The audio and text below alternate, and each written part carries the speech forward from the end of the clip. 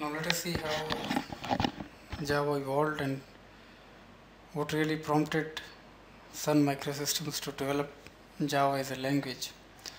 Now it all started as a project for incorporating computers into consumer electronics so as to make them interact with each other and to make them more communicative. So for consumer electronics, the main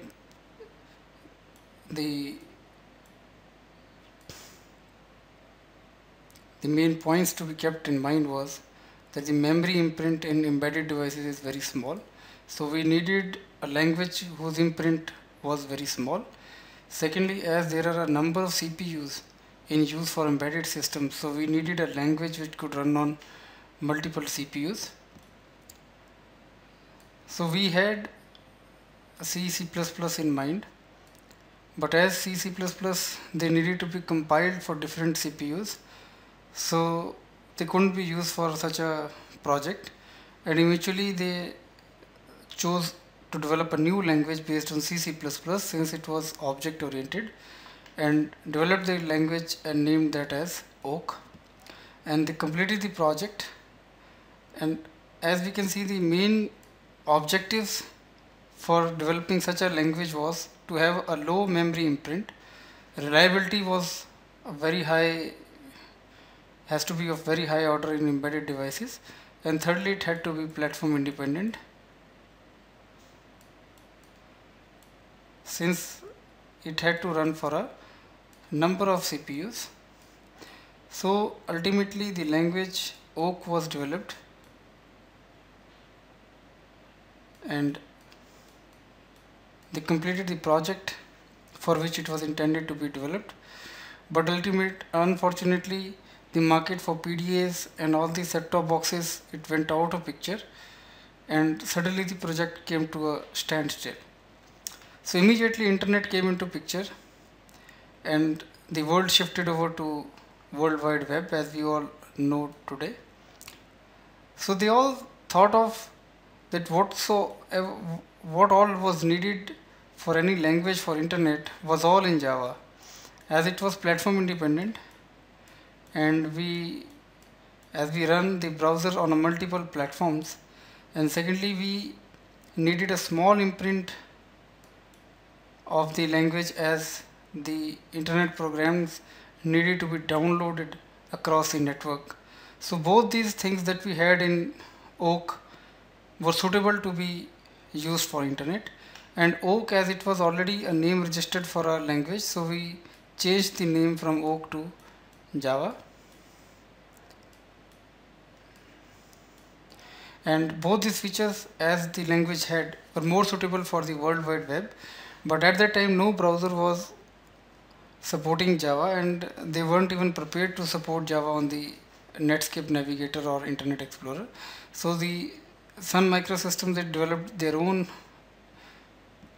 browser that was called Hot Java browser, and they ran the program called Applet, and they demonstrated the power that Java could hold in times to come through Applet and other applications. So it all went well, and subsequently Netscape Navigator came forward to support Java on the browser, and later on Internet Explorer also supported Java, and now as we all know, Java in the current form that has evolved over the years, around 20 years it has taken Java language to come to this position. Now why Java? The main two features that we have is, one is it is platform independent, and second it runs on internet, is supported on the browsers through applets. And what exactly happens when we run a program on a computer? Now we have any high level language, say C, C++, we compile the program compiles to a binary form we call executable code, and this executable code, it depends upon the machine, the CPU, the OS that executes the code. So in case of C, C++, in case we shift the program to some other OS or CPU, we need to recompile the program and then run the program to account for any changes in the changes in the machine. However, in case of Java, what exactly happens is that the Java program does not compile directly to binary form. It compiles to an intermediate form which is called as a bytecode. Now this bytecode is a machine code for an imaginary CPU which does not exist. So we compile this program to a form which we call as a bytecode, which is a platform independent way of writing the code, and then this bytecode is run by the JVM, which is a Java virtual machine, as per the operating system. So the Java program, rather than being directly converted into binary and executed by the machine, is rather converted into an intermediate form, which is can be thought of as a instruction set for a imaginary CPU. No longer it is no longer existent, and then that bytecode is executed by the JVM as per the platform. So this is how Java started, Java developed, and now we have three wings we can call for Java: the Java Standard Edition, which is J2SE, the Java